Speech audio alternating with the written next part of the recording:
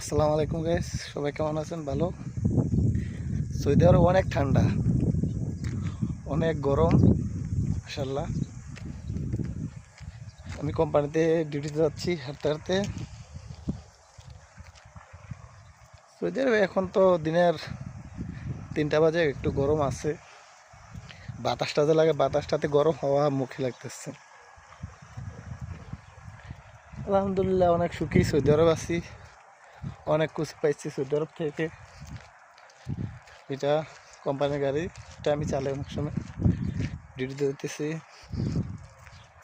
মাশাআল্লাহ, গরম অনেক। এটা বাংলাদেশ না, এটা সৌদি আরব। এটা সৌদি আরবিয়া। এই জায়গায় গরম এত যে বাতাসটার সাথে গরম হাওয়াটা বাড়ি খায়। আমাদের কোম্পানির কাজ চলতেছে অনেক।